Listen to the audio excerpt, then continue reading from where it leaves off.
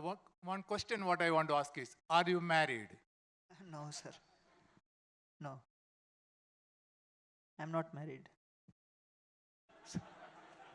So I think there is a lot of difference. A person married and you're told, no, this family harmony. When you marry, then only you can really understand what is the family harmony.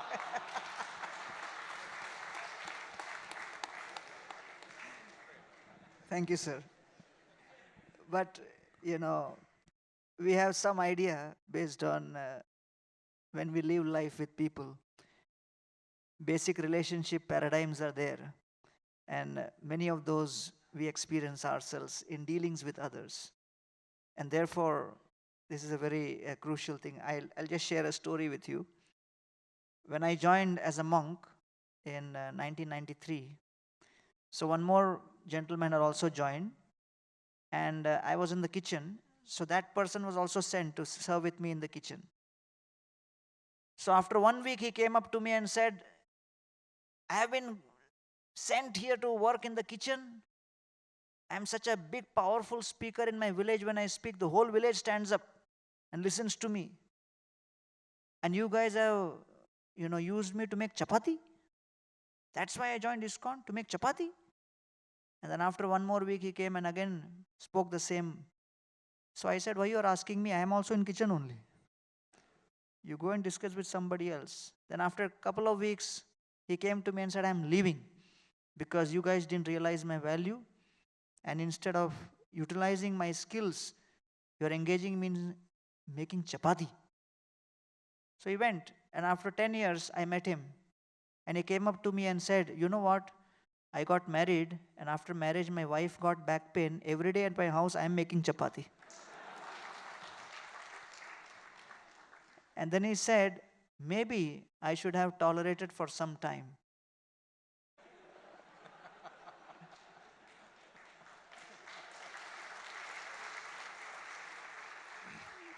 So many times we make hasty decisions.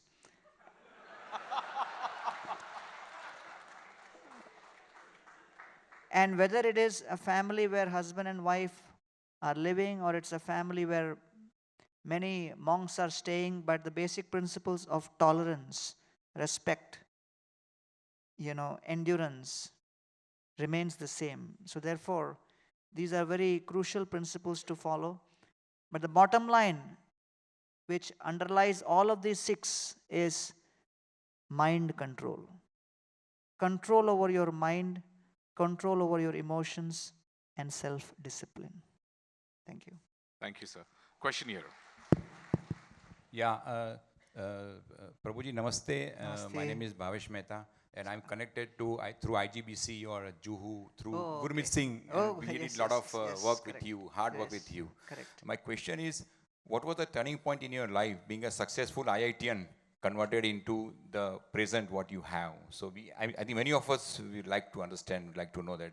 What is the turning point in your life? Yeah. From IIT to this? Well,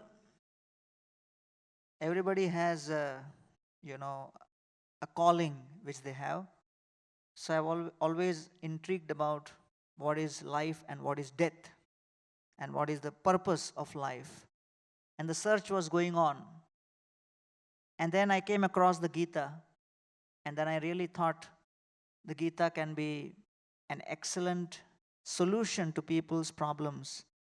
Just like in engineering college, there are professors, they are also engineers, but they have preferred to teach engineering than to practice engineering and technology. Like that, the Gita was spoken by Krishna to Arjuna, who was a Kshatriya, a warrior, a husband, a father, a man of this world, to show that you can be perfectly situated in society to practice the Gita. And therefore, Krishna tells Arjuna that you become the instrument to spread the message of the Gita, because everybody is facing battles in life every day. So when Swami Prabhupada reached London, one of the reporters asked him, Swamiji, what brings you to London? Why you have come to London? And Srila Prabhupada replied, the British spent so many years looting so many things from India, gold, emerald, rubies, and so many other artifacts, but they forgot to steal one thing, that is message of Gita. I have come to give that. So therefore, from that point onwards, in the last 50 years, the devotees in ISKCON have been fortunate enough to distribute more than 50 crore Bhagavad Gitas all over the world. So therefore, it was this calling to study and teach the Gita which inspired me in this direction. Okay? Thank you, sir. More questions there. Nupur, right in the front. Yeah. He has the mic, you have the question. Namaste, Guruji. You talked about endurance and tolerance, Yes. and as you rightly, you might be not experienced being not a married person, but as a family, nothing works at home. Very little it works before the wife. So, I think she's not there in the audience today. yeah, That is why you're saying with so much confidence. yes. So my point is, how do you control that? How to the tolerance part when the argument is going on or something Okay, like that? okay. Can you give some mantra for that? Okay, okay. Thank you. Looks like that seems to be a major issue with many. And even before the answer is given, your question is being highly applauded. So Sita, Ram and Lakshman, they are walking from Chitrakoot towards Dandakaranya, Janasthan near Nasik. So on the way, Sita looks at Ram and says, I see that you are carrying this bow and arrow in your hand for so many years. I have never seen you use it. Is it just decoration? Or you will use it also? She has forgotten how she got married. Ram broke the bow, bhul gaye. So Ram could have instantly responded, but he decided instant karma is not good. Everything has its time.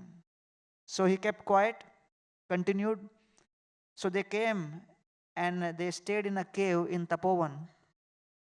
At that point, Surpanaka episode happened, and Surpanaka's brothers, Khara and Dushan, came with 14,000 soldiers to attack.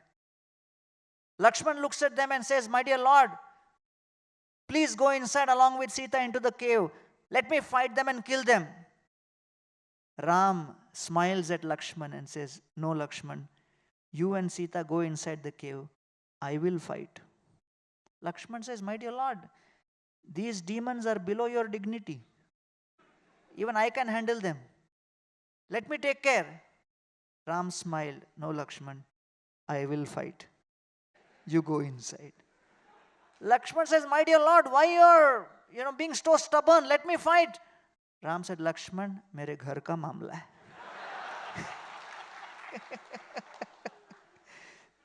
So then Lakshman goes inside. Ram takes his arrow, and for the next 1 hour he fights, and it is described that he kills all the 14,000 demons without even a bead of perspiration coming on his forehead. When all of them are destroyed, Sita comes out of the cave with garland in her hand, and she puts the garland on Lord Ram, starts glorifying him and says, my dear Lord, I am so happy to see you in such a mood of power and bravery. I had forgotten. During the marriage, you had shown this kind of valor. And I'm very happy that today my father was not here to see you in displaying so much power. Otherwise, I'm afraid he would have married my other sisters also to you. So therefore, as they say, that if we do not have the capacity to respect, tolerate, encourage, and appreciate, we cannot maintain any relationships. Therefore, this is the TEAR formula, TEAR. Tolerate, encourage, appreciate, and respect. And without the capacity to forgive, no relationships can be maintained. And therefore, we find that all across the world, why such high rates of divorce I was sharing with you, one of the reasons is no capacity to tolerate. And therefore, the greatest loss which is happening is the loss in values, loss of culture. And one of the core DNAs in our tradition and culture was we tolerate for the sake of others. So there are 3 types of marriages. One is based on parthiv ras. Parthiv ras means it is based on selfishness. My needs are taken care, your needs are taken care, business transaction. If something doesn't work out, finished. It's a contract. Parthiv ras, gross. Second is called swargiya ras, where I am willing to continue the relationship out of a sense of sacrifice because I care. And third level is Vaikuntha ras, where the family comes together, keeping the Lord in the center. And the temple of the Lord and the needs of the Lordships in their center. And that way, the whole family which prays together stays together.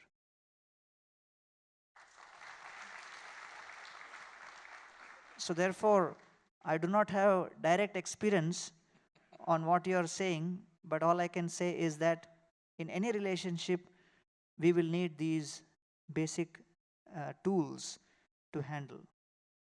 Hope it helps you. Yeah. Question there.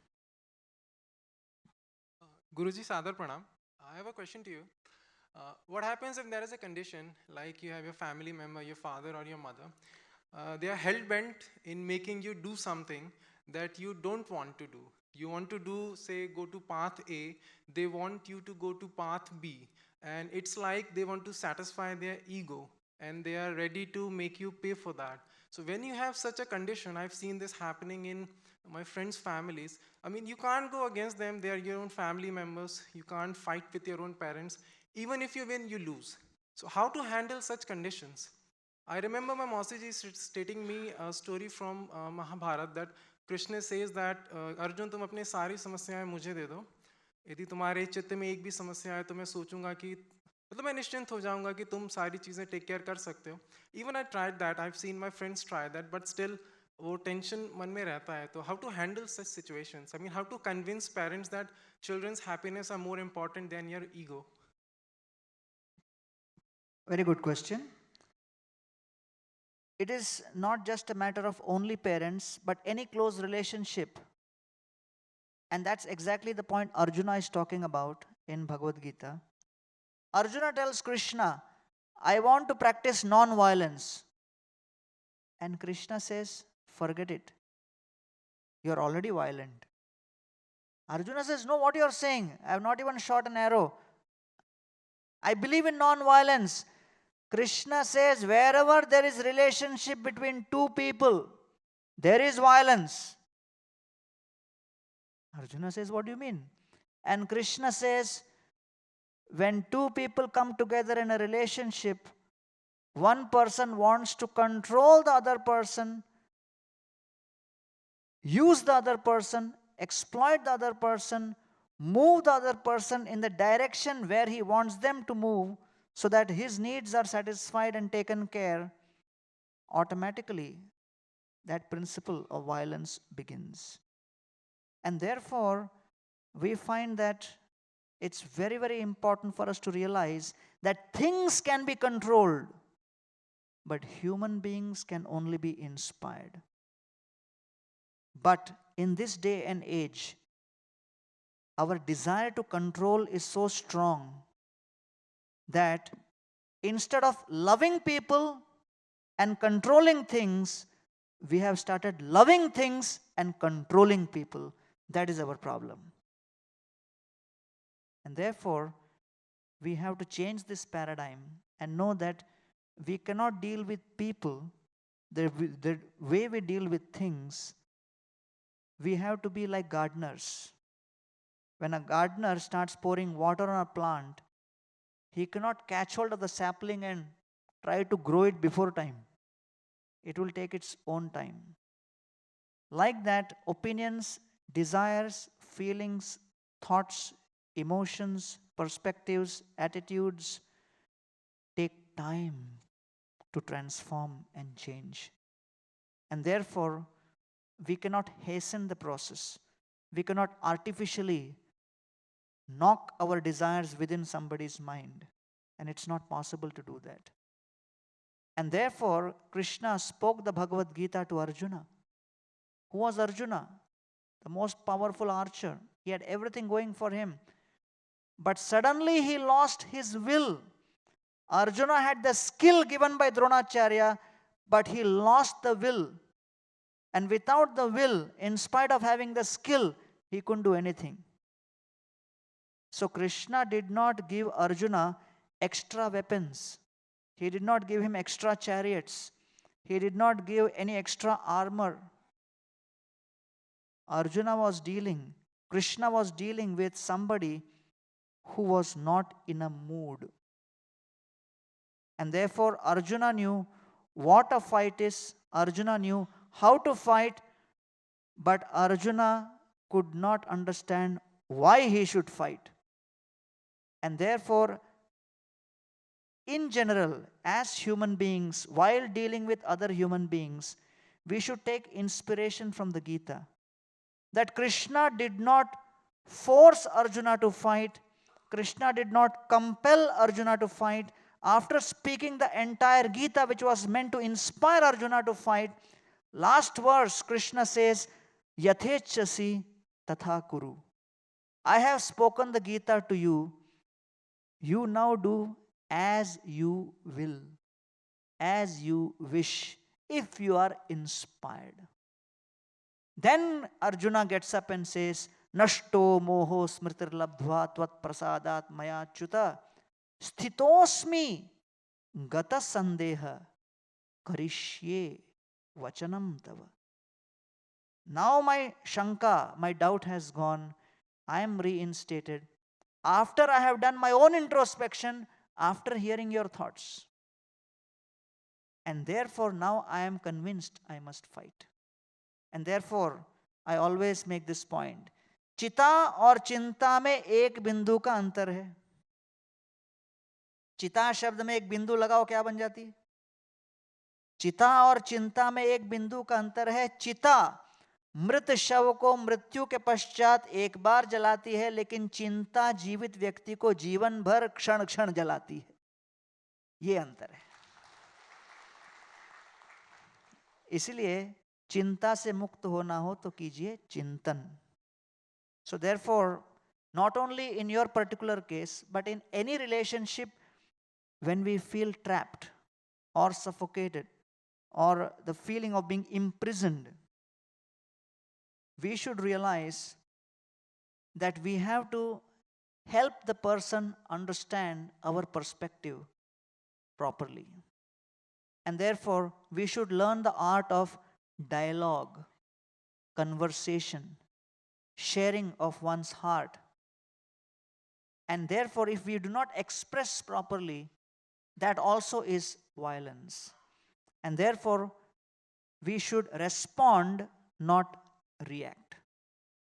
And it's a matter of gradual progression in a relationship. And in particular situations, you will have to see what works best. Thank you very much. Thank you. Last question for the day. There was a man there who wanted to ask a question. He stood up like 5 times. Prabhuji, namaste. Namaste. According to you, what is injustice and how to deal with injustice?